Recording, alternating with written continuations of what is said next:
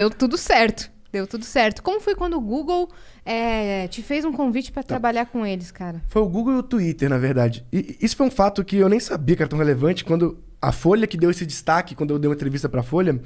Como Não, acho, ou o Projeto Draft, não tenho certeza. Mas qual que vai a parada? O headline é bonito. Tipo, não, garoto recusou o Google e o Twitter.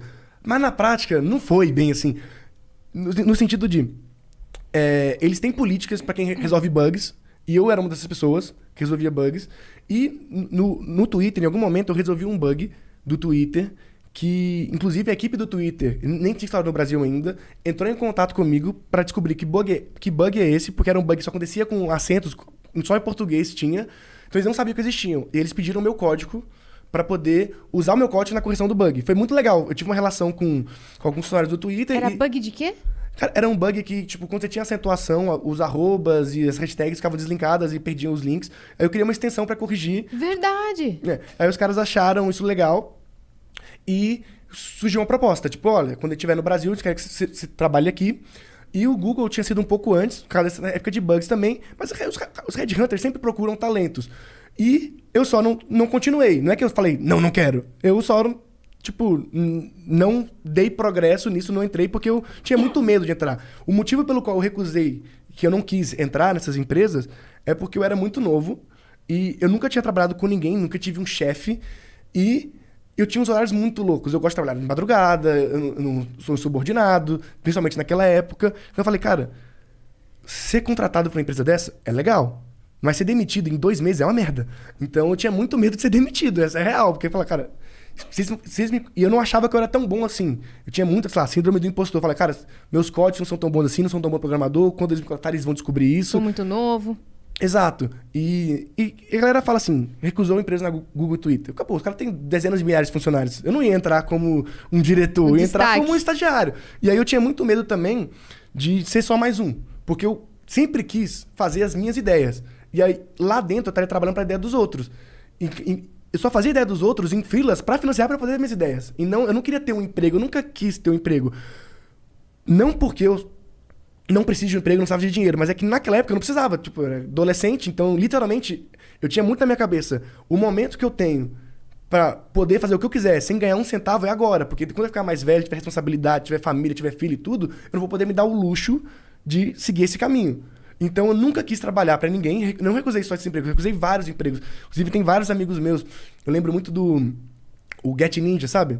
O Edu virou um amigo meu alguns anos depois, ele me mostrou um print dele me chamando pra trabalhar lá no Get Ninja também, eu recusando.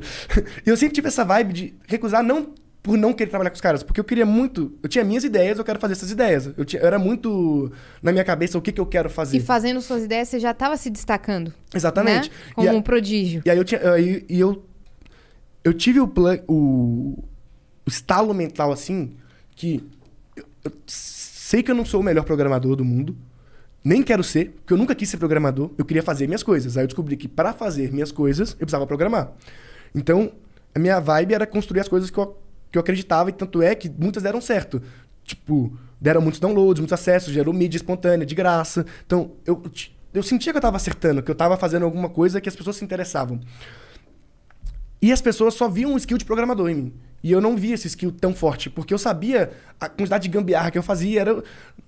Depois eu descobri que todo programador é assim. Mas na época, como eu não conhecia tantos programadores... Você aprendeu sozinho no seu quarto? Exatamente. Eu tinha muita insegurança sobre o meu skill de programador. Porque todo mundo falava assim, nossa, o João é um bom programador. E eu não me via como programador, porque eu não me via no futuro sendo programador ainda. Eu sabia que eu estava programador. Pra mim, programação, todo mundo devia aprender, é muito foda. Até pra você, o pensamento lógico que ela te ajuda a te desenvolver é muito bom. Mas eu não queria ficar programando pra sempre, eu queria construir coisas. Eu sempre me via construindo alguma coisa. Porque era o que me dava tesão. Tipo assim, eu tinha muito mais tesão de ver a galera falando que baixou o aplicativo e achou da hora do que ficar horas programando. Enquanto eu tenho muitos amigos programadores que o tesão dos caras é ficar horas programando. Os caras realmente gostam, o tempo livre deles, eles estudam programação, eles programam o dia inteiro, e depois, do hobby deles também é programar. Eu nunca fui esse cara. Eu sempre fui o cara que queria fazer alguma coisa. Então, jogar o projeto pro mundo. Aí, eu não me via trabalhando em lugar nenhum, e foi uma decisão que parece louca, mas deu certo. Então, E como eu era prodígio, eu perdi o raciocínio. Gente, é difícil. Não, pode continuar. O TDAH é foda. Mas como eu era prodígio, eu sabia que todos os destaques e portas que eu tava abrindo era muito pelo fator de eu ter 16 anos naquela época. Então, tipo, tenho 16 anos, isso é um diferencial. Porque eu percebia isso porque ninguém fechava a porta na minha cara. Ninguém fecha a porta na cara de um garoto sonhador e que eu via muito que as pessoas que eu abordava gostavam muito de mim e queriam que eu fosse filho delas. Tipo, uma coisa assim, pô, eu queria muito que meu filho fosse assim. Então, eu mandava e-mail pra CEO de empresa e eles me respondiam. Tipo, eu conseguia falar com o Jorge Paulo Lema, sabe? Mandando um e-mail. Caramba. Você pegava no afetivo, né? Mas não era... Hoje eu tenho essa visão, mas na época não era tão claro assim, mas eu sabia que era um diferencial pra eu ser jovem, porque quando eu conto minha história, pô, sou jovem, sou programador, tô criando uma parada, todo mundo fala assim, pô, legal, me dá um tempo pra... Por mais que não saísse nada, eu conseguia marcar uma reunião. Atenção. E eu achava que todo mundo conseguia. Aí depois eu fui percebendo que não. As pessoas, não é tão fácil assim falar com tantos CEOs, tantas pessoas. E eu falei, cara, eu preciso usar isso, porque quando eu tiver tipo, 25 anos, que é a idade que eu tenho hoje, eu não vou ter um diferencial mais por ser jovem, porque eu sou só mais um profissional. E aí, eu tive uma conversa com a minha mãe. Minha mãe é professora de português e é pastora também. Muito louco. E eu falei, mãe, eu vou largar a escola. Quando eu mudei pra São Paulo, eu larguei a escola. Isso eu não sabia. Eu nunca completei o ensino médio. Pouca gente sabe. Algumas pessoas sabem, mas por que eu não completei o ensino médio? Porque eu falei, mãe, eu tenho esse ano e o próximo de oportunidades que nunca mais vão ter. Porque eu não vou ter 16 anos pra sempre. Se tudo der errado, eu posso voltar, ir pra escola, perdi 2 anos, então, tipo, vou me formar 2 anos mais tarde, tá tudo certo, vou virar estagiário, tá tudo bem.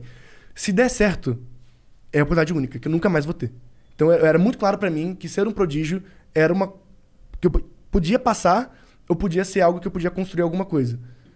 E aí minha mãe, sei lá como, louca, aceitou. Eu já era emancipado, mas ela sempre apoiou nesse sentido. E é isso. E aí foi isso. Caramba. Caraca, moleque.